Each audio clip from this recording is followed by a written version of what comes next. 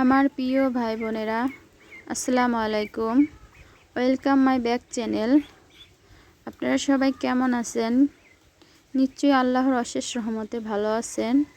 আমিও আপনাদের ভালোবাসা এবং আল্লাহর অশেষ রহমতে অনেক অনেক হ্যাপি আছি।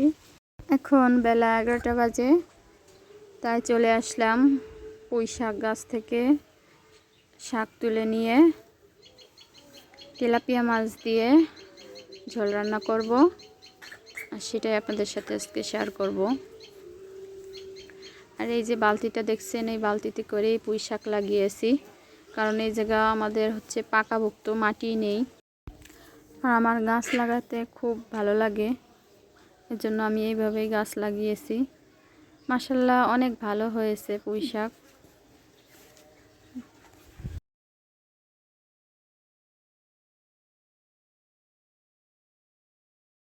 গিয়েছি, লাউ গাছটা প্রায় মরার মতো হয়ে গেছে, কিন্তু মাশাআল্লাহ 2টা লাউ ধরেছে মরা গাছে।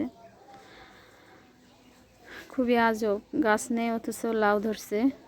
আর এই পাশে সিম গাছ হয়েছে, অথচ এক গাছে একটাও সিম নেই, গাছ হয়েছে ভরপুর। শাক তোলা হয়ে গেল, এখন শাকগুলো ভালো মতো কেটে কুটে নিয়ে, আর এখানে পানি চলে যাচ্ছে, পানি দিয়ে ধুয়ে নেব। সব কিছু ধুয়ে নিয়ে চলে যাব রান্না করতে।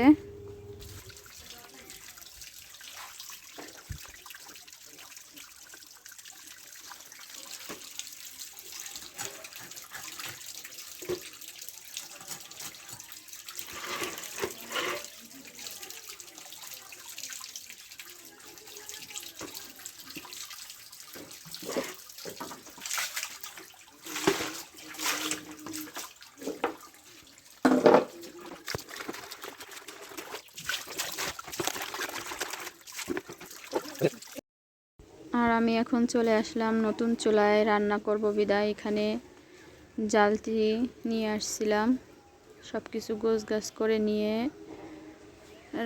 রাখছিলাম চুলার সাইডে।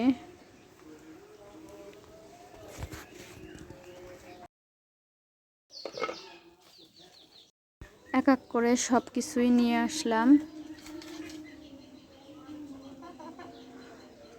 আর একটা কথা হচ্ছে কি, আমাদের প্রিয় আপু এবং ভাইয়ের কাছে একটা অনুরোধ, যে আমার ভিডিওটা দেখেন না কেন, দয়া করে পুরোটা দেখবেন, স্কিপ করে দেখবেন না। আর আপনারা সাপোর্ট করলে ইনশাল্লাহ আমি অনেক দূর এগিয়ে যেতে পারবো, তাই আপনাদের সাপোর্ট আমার অনেক দরকার।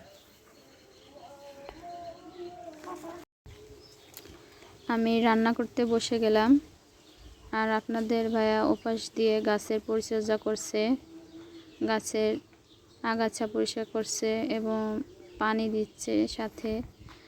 আর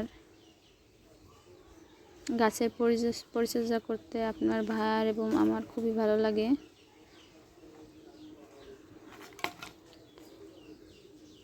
আর ওপাশ দিয়ে একটা গাছ এনে গেটের সামনে দিচ্ছিল, কারণ গাছটা রোদ্রে পাচ্ছিল না, তাই এখানে রোদ জায়গায় দিয়ে দিল। খোলামেলা জায়গায় রান্না করতে অনেক ভালো লাগছিল, মুক্ত আকাশ, চতুর্পাশে গাছ আর অন্যরকম পরিবেশ, খুবই দারুণ লাগলো বসে বসে রান্না করতে।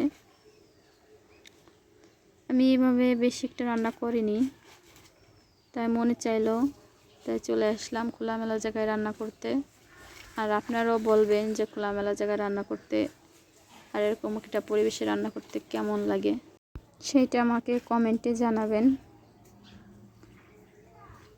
আর আপনারাও এরকম ট্রাই করবেন মাঝে মাঝে খোলামেলা জায়গায় রান্না করতে,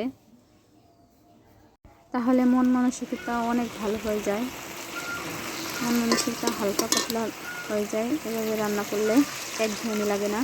আমার রান্না প্রায় শেষের দিকে,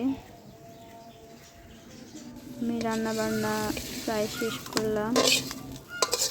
আর আপনারা ভালো থাকবেন, সুস্থ থাকবেন, নিরাপদে থাকবেন। আল্লাহ হাফেজ।